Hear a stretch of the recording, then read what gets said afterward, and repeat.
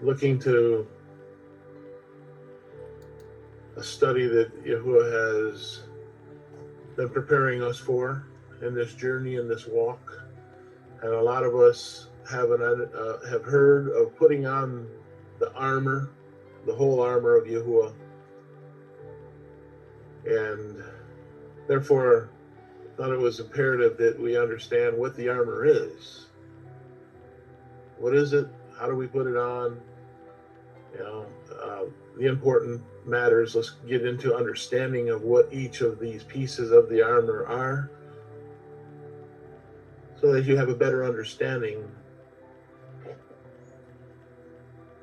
because it's all spiritual.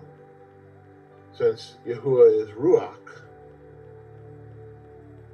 everything, our battles, our wars, if you will, the battles that we fight are not against flesh and blood, as Scripture says. It's against the spiritual evilness that's in the spiritual side. And to fight that, you have to have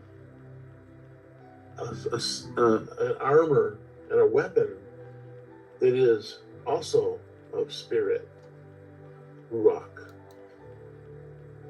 Fortunately, we have been given this if you are a chosen of Yahuwah.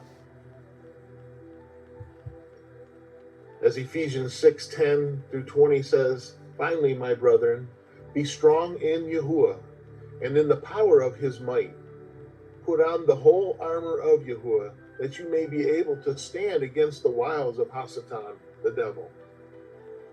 We do not wrestle against flesh and blood, but against principalities, against powers, against the rulers of the darkness of this age, against spiritual hosts of wickedness in heavenly places.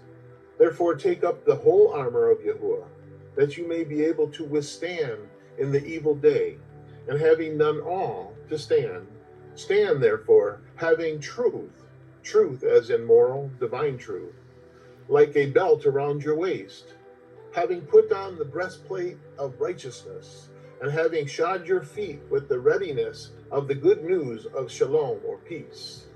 Above all, taking the shield of faith, which is better belief or your trust, with which you will be able to quench all of the fiery darts of the wicked one.